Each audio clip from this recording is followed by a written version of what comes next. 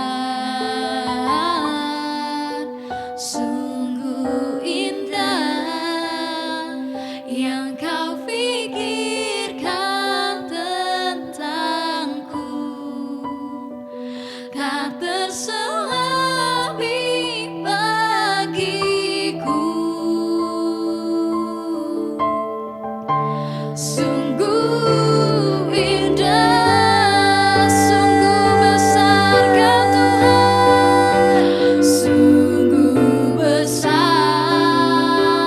pengorbananmu bagiku, terlalu dalam untuk dimengerti. Sungguh besar, sungguh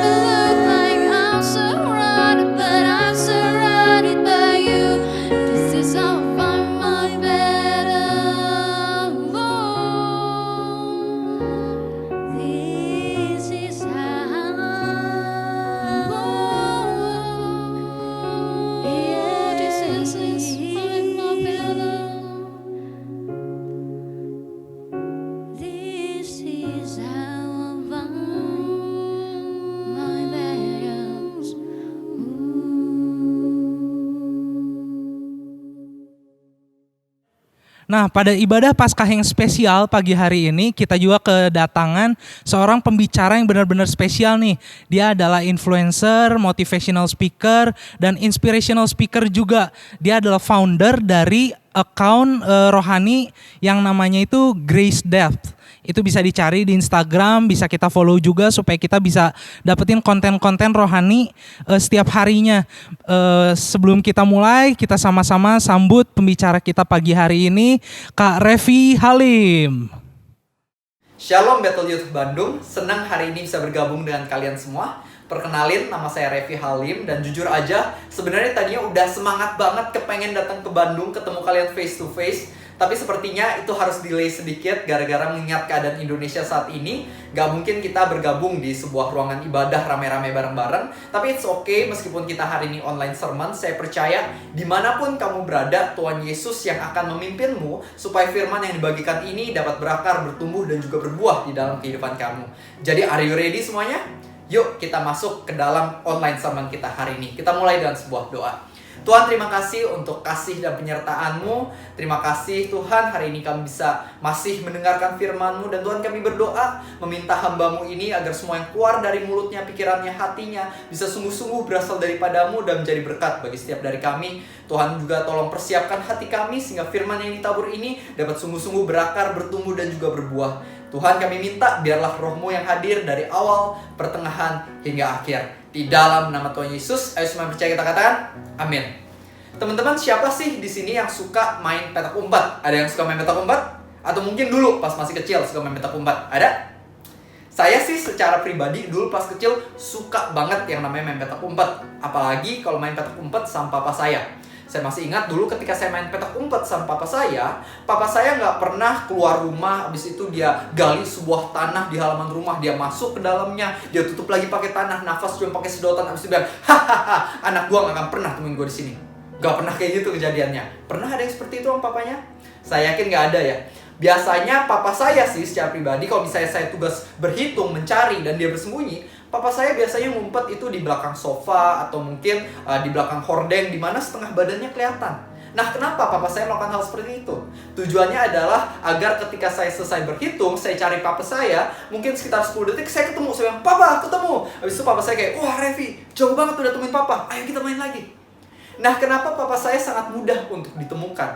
Apakah karena papa saya cupu main petak umpet? Enggak kok, saya percaya papa saya lebih jago dari itu. Tapi dia sengaja membuat dirinya mudah untuk ditemukan karena kerinduan hatinya bukanlah untuk bersembunyi dari saya, melainkan untuk ditemukan oleh saya. It's not about hiding, but it's about being found. Dan begitu pula yang Tuhan kehendaki di dalam kehidupan kita. Yang Tuhan kehendaki bukanlah untuk bersembunyi dari kita, melainkan untuk ditemukan oleh setiap dari kita. Maka itu dia mengatakan pada firman-Nya bahwa barang siapa minta maka dia akan mendapat, barang siapa mengetuk pintu maka akan dibukakan, dan barang siapa mencari maka dia akan menemukan. Hari ini saya mengingatkan pada setiap dari kita bahwa Tuhan Yesus sangat sayang sama kita. Dia adalah Bapa kita dan kita adalah anak-anaknya. Yang dia rindukan adalah untuk memiliki hubungan yang akrab dengan setiap dari kita, untuk ditemukan oleh setiap dari kita. Maka itu hari ini saya sangat bersemangat ingin menyampaikan firman Tuhan kepada setiap dari kalian. Are you ready? Yuk, hari ini kita akan bahas tentang His love through His resurrection. Ini judul khotbah hari ini. His love through His resurrection. Kasihnya melalui kebangkitannya. Hari ini saya akan menceritakan 3 hal yang dapat kita terima atau kita peroleh oleh karena kebangkitan Tuhan Yesus. Kita mulai dengan poin yang pertama. Yang kita terima dari kebangkitan Tuhan Yesus adalah pengampunan dosa, teman-teman. 1 Korintus 15 ayat 17 mengatakan begini, "Dan jika Kristus tidak dibangkitkan, maka sia-sialah kepercayaan kamu, dan kamu masih hidup di dalam dosamu." Saya mau tambahin dari Roma 4 ayat 25, di mana Rasul Paulus mengatakan bahwa Kristus diserahkan oleh karena pelanggaran kita, tetapi dia dibangkitkan untuk pembenaran kita.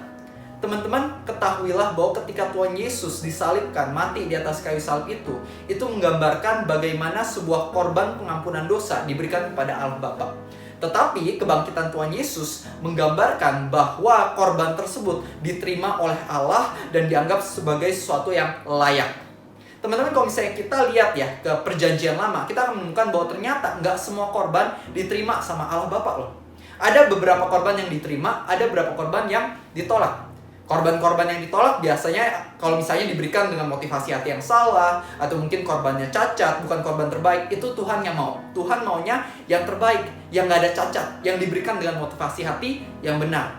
Dan begitu pula ketika Tuhan Yesus mengorbankan nyawanya di atas kayu salib, itu artinya dia telah menyerahkan sebuah korban untuk Allah Bapa, yaitu dirinya sendiri. Dan ketika dia bangkit, itu artinya Allah Bapa berkenan akan korban tersebut, sehingga dosa kita semuanya sungguh-sungguh telah ditebus. Korbannya layak, korbannya diterima.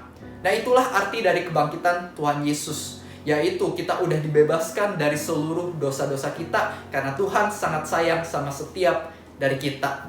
Teman-teman, hari ini saya ingatkan kepada setiap dari kita bahwa kebangkitan Tuhan Yesus itu sangatlah penting. Rasul Paulus mengatakan kalau misalnya Tuhan Yesus nggak bangkit dari kubur, iman kita semuanya sia-sia, teman-teman. Kenapa? Kalau misalnya Tuhan Yesus mati, dikubur nggak bangkit lagi, artinya dia sama kayak manusia biasa. Nggak ada spesial-spesialnya. Dia bukan Tuhan, ternyata dia berbohong sama ini. Tapi karena kebenarannya adalah kuburnya kosong, Tuhan Yesus beneran bangkit, itu artinya iman kita nggak sia-sia. Sungguh dia adalah Tuhan. Dan kalau misalnya sungguh dia adalah Tuhan, artinya semua perkataannya adalah sebuah kebenaran. Maka itu Yohanes 3 ayat 16, karena begitu besar kasih Allah akan dunia ini, sehingga dia mengaruniakan anaknya yang tunggal, supaya barang siapa percaya padanya dia akan binasa, melainkan beroleh kehidupan yang kekal. Karena Tuhan Yesus bangkit, artinya perkataan itu benar. Dan juga Yohanes 3 ayat 17, di mana Tuhan Yesus mengatakan, aku datang ke dunia bukan untuk menghakimi orang-orang berdosa, melainkan untuk menyelamatkan orang berdosa. Karena Tuhan Yesus bangkit, artinya itu juga benar. Teman-teman, karena Tuhan Yesus bangkit, artinya iman kita nggak sia-sia. Artinya Tuhan Yesus sungguh telah menebus dosa-dosa kita. Dan dia melakukan itu semua karena dia sayang sama kita. Maka itu, apapun hari ini kesalahanmu, kegagalanmu, masa lalumu, itu semua nggak perlu mendefinisikan siapa diri kamu. Ketahuilah bahwa hari ini Tuhan mengatakan bahwa kamu sudah diampuni, kamu sudah dibebaskan, kamu sudah diselamatkan, teman-teman. Apapun kegagalan kamu, masa lalu kamu, kesalahan kamu, Tuhan masih bisa menggunakanmu untuk hal-hal ajaib, hal-hal luar biasa. Kalau nggak percaya, kita lihat aja kehidupan dari Rasul Paulus. Kalau misalnya kita lihat, Rasul Paulus dulu, dia adalah seorang pembunuh. Dan bukan pembunuh biasa, melainkan dia adalah orang yang suka bunuhin orang-orang Kristen. Bayangin, jahat banget. Tapi di tengah itu semua, Tuhan Yesus yang sudah bangkit menampakkan diri kepada Rasul Paulus, bukan untuk menghancurkannya ataupun membinasakannya, melainkan untuk mengampuninya, menyelamatkannya, dan mengubah hidupnya. Sehingga Rasul Paulus pun menjadi seorang penginjil yang sangat luar biasa, pemimpin pergerakan Kristen, pembangun gereja yang ajaib yang luar biasa, sehingga banyak orang yang terberkati. Nah, kalau misalnya Tuhan Yesus bisa menggunakan seorang seperti Rasul Paulus untuk jadi berkat yang luar biasa bagi dunia, maka saya percaya dia pun bisa menggunakan diriku dan dirimu. Apapun kesalahan kita, apapun kegagalan kita, apapun masa lalu kita, Tuhan masih bisa menggunakan setiap dari kita untuk jadi garam dan terang bagi keluarga kita, teman-teman kita, dan juga lingkungan kita. Percayalah kepada dia, karena dia sungguh-sungguh telah bangkit, dia sungguh-sungguh telah menebus setiap dosa-dosa kita. Kita sudah diampuni. Itu yang pertama. Yang kedua, kebangkitan Tuhan Yesus memberikan kuasa pada kita supaya kita bisa berubah, teman-teman. Kebangkitan Tuhan Yesus membuat kita menjadi ciptaan yang baru. 2 Korintus 5 ayat 17 mengatakan begini, jadi siapa yang ada di dalam Kristus, ia adalah ciptaan baru. Yang lama sudah berlalu, sesungguhnya yang baru sudah datang. Teman-teman, ada yang pernah lihat binatang ulat nggak sebelumnya? Saya yakin kebanyakan dari kita pernah ya. Dan pertanyaan saya, apakah kamu suka ulat? Saya yakin kebanyakan dari kita nggak ada satupun yang akan bilang, oh dari kecil ya kak, itu binatang favorit aku, pengen banget dia rasanya ulus-ulus ulet. Saya yakin nggak ada ya, apalagi para perempuan. Pasti kita kan lihat ulet kayak, jijik ulet, nggak suka gitu kan. Tapi teman-teman, meskipun ulet dulunya orang-orang nggak suka, ketika dia udah masuk ke pompong, metamorfosis, jadi kupu-kupu yang warnanya biru, kuning, pink, para perempuan yang awalnya jijik jadi suka. Pasti lihat, ada kupu-kupu, mau foto ah. Sesuatu yang awalnya sangat buruk menjadi sesuatu yang sangat indah. Dan itu pula yang terjadi ketika kita menerima Tuhan Yesus masuk ke dalam kehidupan kita. Ketika kita sadar akan pengorbanannya dan juga kebangkitannya yang dapat mengubah kehidupan kita. Ketika kita mengundang Yesus masuk ke dalam kehidupan kita dan menyerahkan kendali kehidupan kita kepadanya, kita akan melihat bagaimana kehidupan kita bisa diubahkannya menjadi sebuah ciptaan baru yang indah. Contohnya di dalam kehidupan saya. Saya dulu bukanlah seorang yang suka gereja, saya dulu gak kenal Tuhan, dan oleh sebab itu hidup saya benar-benar bisa dibilang lumayan buruk. Contohnya saya suka ngeluarin kata-kata kasar, kata-kata kotor, penuh kata hujat. Kalau misalnya satu kalimat, itu kata kasarnya tuh bisa ada 3. Bisa ada awal, pertengahan, akhir. Pokoknya udah Parah banget deh ngomongnya. Itu yang pertama. Contoh yang lain, saya juga dulu karena belum kenal Tuhan, hidupnya dikuasai hawa nafsu. Suka buka hal-hal nggak bener di internet. Dan juga contoh lain, saya tuh dulu orangnya juga nggak sabaran teman-teman. Sedikit-sedikit marah, sedikit-sedikit emosi, sedikit-sedikit tersinggung. Jadi bukanlah seorang yang memiliki karakter yang baik. Tapi teman-teman, setelah saya menerima Tuhan Yesus, saya sungguh-sungguh mengatakan pada Tuhan Yesus, aku mau bertobat, tolong ubah hidupku. Tuhan Yesus sungguh-sungguh loh, mengubah hidup saya sedikit demi sedikit.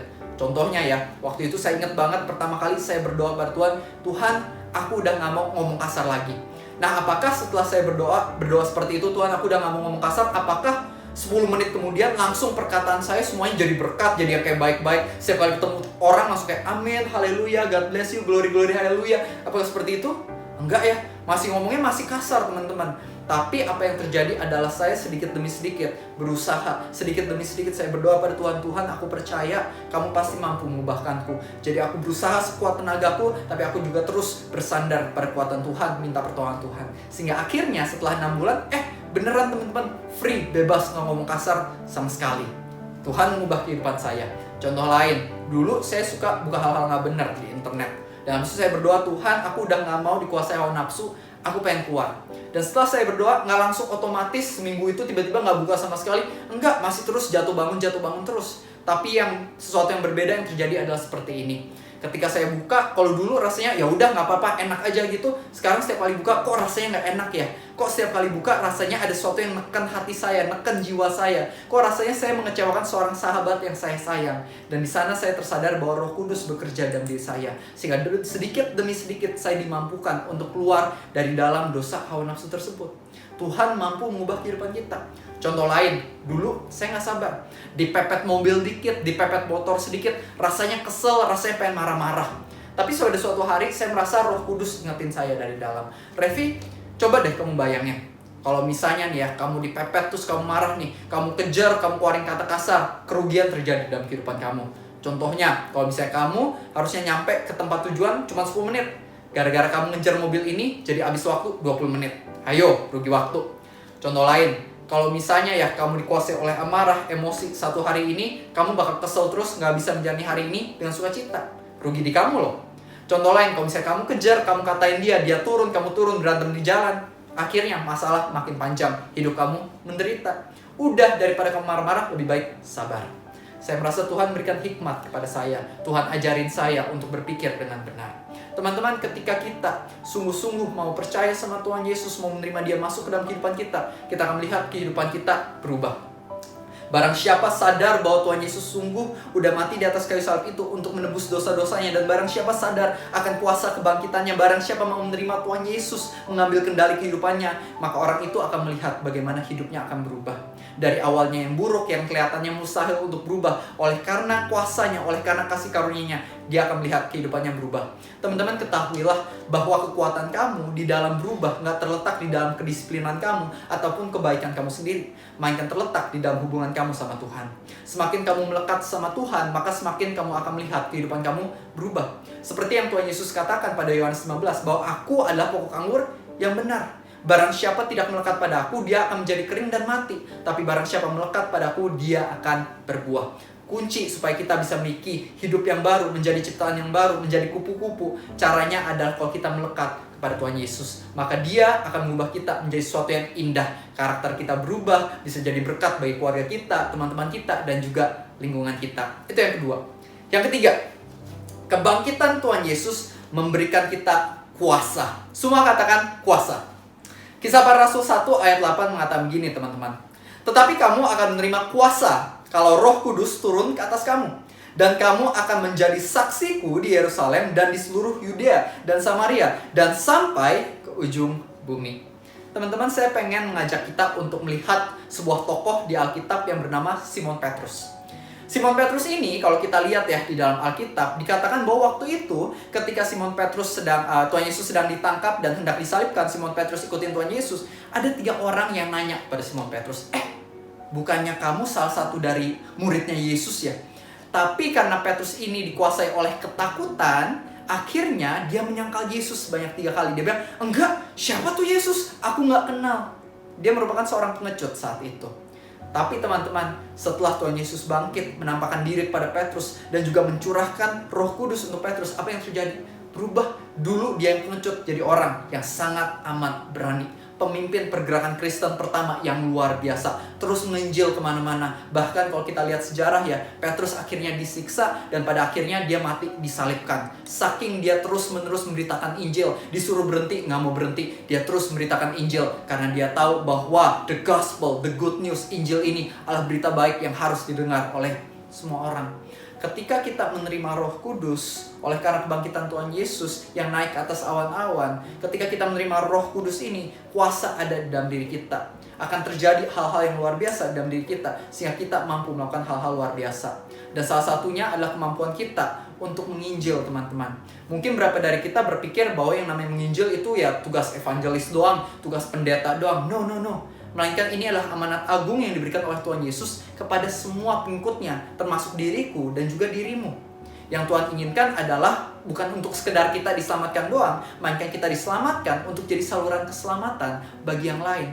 Tahu nggak sih teman-teman, melalui pengalaman saya ya, ketika saya mungkin menginjil cerita tentang Tuhan Yesus pada teman-teman, dan juga melewati sosial media, banyak orang yang mengatakan pada saya, thank you banget Rev, dulu aku udah dikuasai ketakutan, tapi karena aku baca firman Tuhan yang kamu sampaikan di sosial media, karena aku dengar kamu ngomong, aku jadi punya kekuatan lagi. Aku dulu udah gak punya pengharapan, jadi punya pengharapan. Aku dulu udah mau bunuh diri, tapi untung aku dengar firman Tuhan. Oleh karena apa yang kamu post di sosial media, aku gak jadi bunuh diri. Teman-teman ketahuilah bahwa ketika kita memberitakan tentang firman Tuhan, tentang kebaikan Tuhan, kita dapat memberikan iman, memberikan harapan kepada orang-orang di sekitar kita. Maka itu teman-teman, hari ini saya ingatkan pada setiap dari kita, marilah kita menceritakan tentang kebaikan Tuhan Yesus kepada sama. Ketahuilah bahwa hal kecil yang kita lakukan ini bisa berdampak besar buat orang lain di sekitar kita. Dan Roh Kudus yang akan memberikan kuasa kepada kita, supaya perkataan kita yang mungkin rasanya biasa-biasa aja itu bisa jadi saluran harapan buat orang lain, bisa mengubah kehidupan orang lain. Dan teman-teman, perumpamannya adalah seperti ini. Saat ini kita tahu ya, virus corona COVID-19 lagi merebak di mana-mana. Dan oleh sebab itu banyak orang yang takut. Nah, sekarang coba misalnya kamu dikasih, anggapannya kamu tiba-tiba dapet deh obat dari coronavirus ini. Kalau misalnya kamu keep untuk diri sendiri, jahat nggak sih? Sangat jahat ya teman-teman. Harusnya kalau misalnya kita udah dapet obat, harusnya yang kita lakukan adalah kita bagiin kepada yang lain, supaya yang sakit bisa sembuh. Nah, begitu pula di dalam kehidupan ini, kalau misalnya kita udah punya obat dari ketakutan, obat dari kematian, obat dari kekhawatiran, namanya adalah Tuhan Yesus. Bukankah seharusnya yang kita lakukan adalah kita bagiin kepada yang lain, supaya yang saat ini dikuasai oleh ketakutan, dia bisa dapat keberanian. Untuk yang saat ini dikuasai oleh kekhawatiran, dia dapat mengalami pengharapan di dalam kehidupannya. Teman-teman, mulai hari ini marilah kita memberitakan Injil, menceritakan tentang Tuhan Yesus kepada sesama. Karena ketahuilah ketika kamu melakukan itu, kamu akan jadi berkat bagi orang-orang di sekitar kamu, teman-teman. Jadi hari ini kita udah belajar ya teman-teman. Ketika kita sadar oleh karena kebangkitan Tuhan Yesus, kita telah menerima begitu banyak hal luar biasa. Yang pertama adalah pengampunan dosa. Kedua adalah hidup kita bisa diubah menjadi sebuah karakter yang lebih baik. Dan yang ketiga adalah kita diberikan kuasa. Sehingga ketika kita menceritakan tentang Tuhan Yesus, menceritakan tentang kebaikan Tuhan, yang terjadi adalah hidup orang lain bisa berubah ke arah yang lebih baik. Dan saya akan tutup dengan satu cerita terakhir. Ada sebuah cerita yang saya sangat suka, teman-teman. Pada tahun 1815, ada seorang diktator dari Prancis bernama Napoleon. Dan waktu itu terjadi sebuah peperangan yang cukup besar dan sangat menentukan di Waterloo antara Napoleon dan juga melawan Wellington. Dan pada saat itu, pada masa itu belum ada yang namanya handphone. Jadi belum ada yang namanya WA call atau line call, belum ada teman-teman. Kalau misalnya mau kasih berita dari medan perang, itu agak ribet. Jadi bisa dibilang kayak orang harus naik ke atas gunung dan dia harus pasang sebuah berita di atas billboard yang besar, di mana nanti kota yang lain akan lihat pakai sebuah teropong, teman-teman. Jadi waktu itu orang-orang di London, mereka udah menunggu berita. Siapa nih yang menang peperangannya? Apakah Napoleon atau Wellington? Apakah kita akan mati ataukah kita akan hidup? Jadi orang London, mereka semua benar-benar menunggu dengan sangat penasaran apa yang akan terjadi oleh karena peperangan tersebut. Dan singkat cerita, sebuah papan tersebut tiba-tiba dimunculkan informasinya, di mana informasinya bertuliskan Wellington kalah. Ketika orang London baca itu, mereka semua langsung sangat sedih, mereka semua sangat down, mereka semua kehilangan pengharapan, mereka semua berpikir bahwa mereka akan mati. Karena tulisannya adalah Wellington kalah.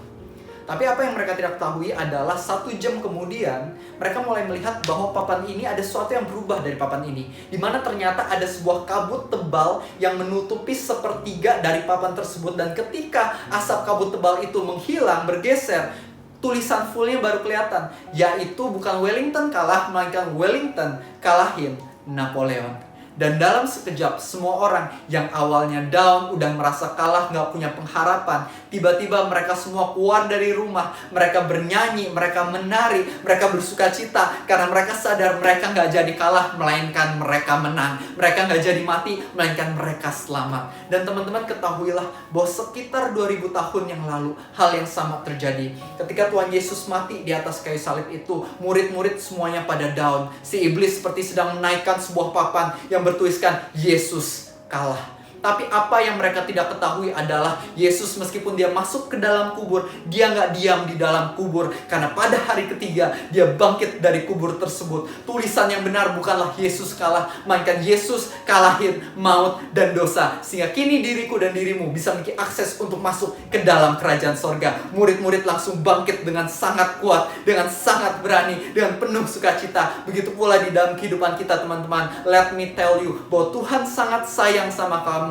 Maka itu dia mengorbankan nyawanya untuk menebus dosa kamu. Dan pada hari ketiga dia telah bangkit teman-teman. Dia telah memberikan kemenangan bagi setiap dari kita. Maka itu dalam hidup ini kita nggak perlu takut. Karena kita tahu bahwa pada akhirnya ada kekekalan bagi setiap dari kita yang sungguh-sungguh percaya pada Tuhan Yesus. Barang siapa memilih Tuhan Yesus dan bukan dunia ini, dia akan melihat bahwa hidupnya bukan sekedar 70 tahun di dunia ini, melainkan kekal bersama dengan Tuhan Yesus selama-lamanya di kerajaan sorga. Teman-teman, hari ini kita mungkin sedang menghadapi sebuah wabah yang cukup berbahaya bernama Corona. Tapi hari ini saya mengingatkan pada setiap dari kita, nggak perlu takut, jangan takut. Kita harus waspada, harus berjaga-jaga. Tapi ketika kita di rumah, jangan dikuasai oleh keparnoan atau kepanikan. Tapi marilah kita terus berdoa, kita ingatkan diri kita kembali bahwa Tuhan Yesus, dia telah menang melawan maut dan dosa. Jadi dalam hidup kita, apapun yang terjadi, kita terus memiliki yang namanya pengharapan teman-teman. Di dalam hidup ini, marilah kita terus memberitakan Injil kepada orang-orang di sekitar kita. Mungkin saat ini banyak orang yang suka menyebarkan hoaks, menyebarkan ketakutan. Tapi kita sebagai orang-orang Kristen, marilah kita menjadi orang-orang yang berbeda. Bukan menyebarkan ketakutan dan kekhawatiran, tapi kita menyebarkan iman, menyebarkan harapan dengan cara menceritakan tentang kebaikan Tuhan kepada orang-orang yang ada di sekitar kita. Yuk kita tutup dengan doa. Tuhan, terima kasih untuk firman-Mu hari ini. Terima kasih Engkau telah mengingatkan kami kembali bahwa Engkau sungguh sudah bangkit. Engkau telah memberikan kemenangan bagi setiap dari kami. Kami percaya janji-Mu Tuhan. Kalau misalnya Engkau mengatakan kami hidup, maka kami hidup. Tuhan, aku berdoa bagi setiap jemaat yang mengikuti online sermon ini dimanapun mereka berada. Aku berdoa untuk kesehatan mereka. Yang sedang sakit, tolong Kau berikan kesembuhan. Yang sedang takut, tolong Kau berikan pengharapan di dalam kehidupan mereka. Kau berkati mereka, berkati keluarga mereka. Biarlah di tengah keadaan ini Engkau yang bungkus mereka dengan kuasa darah-Mu, agar gak ada satupun virus yang dapat menyentuh kehidupan mereka. Kau berkati mereka, Kau cukupkan mereka secara ekonomi, Kau berikan makanan untuk mereka, dan Kau yang jaga mereka. Terima kasih ya Tuhan Yesus. Aku berdoa juga agar setiap jemaat yang mengikuti online sermon ini Engkau yang urapi, sehingga mereka bisa menjadi garam dan terang kemanapun mereka melangkah. Mereka boleh tahu bahwa mereka telah diampuni, dan mereka juga bisa tahu bahwa masa depan mereka indah di dalam tangan-Mu. Terima kasih ya Tuhan Yesus. Kau sangat luar biasa. We're so grateful to have a great God like You. You are gracious, You are wonderful, You are always more than enough. Terima kasih Tuhan Yesus, di dalam nama Tuhan Yesus. Ayo semua yang percaya kita katakan amin. Thank you semuanya udah mengikuti online sermon ini. Senang bisa bergabung bersama kalian semua. Have a nice day and God bless. Shalom jemaat Tuhan. Siapa yang terberkati oleh firman Tuhan yang telah dibawakan oleh Saudara Revi? Ya, saya juga sangat diberkati oleh firman Tuhan. Kita diingatkan bahwa Yesus mengasihi kita. Kenapa? Karena Dia telah mau mati bagi kita dan akhirnya bangkit. Kebangkitannya ini penting banget buat iman kita. Kenapa? Kalau Dia nggak bangkit, kita nggak bisa nyembah Dia. Kita nggak ngapain berdoa sama Dia, karena Dia manusia biasa. Tetapi kita menyembah Dia dan berdoa kepadanya. Kenapa? Karena Dia adalah Tuhan. Dia telah mengampuni dosa kita, Dia telah mengubah hidup kita, dan Dia juga telah memberikan kekuatan pada kita sehingga kita bisa menjadi pekabar Injil. Seperti Revi tadi bilang, Dia bukan Tuhan yang sulit untuk ditemui atau Tuhan yang bersembunyi. So di masa-masa seperti sekarang, Tuhan tidak bersembunyi. Tuhan tetap berada bersama-sama dengan kita, dekat dengan kita, bahkan ada di hati kita. Dia memberikan kita kekuatan, memberikan penghiburan, memberikan damai sejahtera. So kalau kita hari ini merasa takut, merasa hidupnya nggak punya masa depan, merasa hidupnya hancur, percayalah, terima Tuhan Yesus dalam hidup kita. Maka Dia lebih dari cukup dari apapun yang ada di dunia ini. So, saya mau ingatkan, mau berdoa buat teman-teman semua yang takut, yang struggle. Yuk kita sama-sama mendekatkan diri sama Tuhan. Sebelum masuk ke doa berkat, teman-teman juga bisa mempersiapkan persembahan. Nanti linknya ada di sini, ada QR code atau juga di caption di YouTube untuk persembahan secara online. Tuhan Yesus memberkati. Sebelum kita berpisah, mari saya undang untuk kita semua menundukkan kepala kita dan kita mau berdoa. Bapa, kami mengucap syukur buat hari yang indah ini di mana kami bisa beribadah bersama Tuhan. Kami percaya Engkau bukan Allah yang mati, tetapi Engkau adalah Allah yang bangkit. Engkau Allah yang mengampuni kami, Engkau Allah yang mengubahkan kami, dan Engkau Allah yang memberikan kami kekuatan untuk menghadapi berbagai persoalan dan juga untuk memberitakan nama-Mu. Kiranya kami menjadi saksi-Mu, menjadi saksi yang menceritakan bahwa Engkau adalah Allah yang hidup melalui kehidupan kami. Terima kasih Tuhan, Engkau yang memberkati saudara kami Revi yang telah menyampaikan firman Tuhan. Kiranya firman yang ditaburkan akan bertumbuh terus dan berbuah di dalam setiap hati kami. Dan kami juga berdoa Tuhan, berterima kasih untuk semua teman-teman kami yang telah mempersiapkan ibadah ini dengan excellent. Kami percaya Tuhan, meskipun kami tidak bertemu satu dengan yang lain di gedung gereja, tetapi kami bersatu di dalam kasih-Mu, dan yang lebih terutama lagi kami telah bertemu dengan Engkau.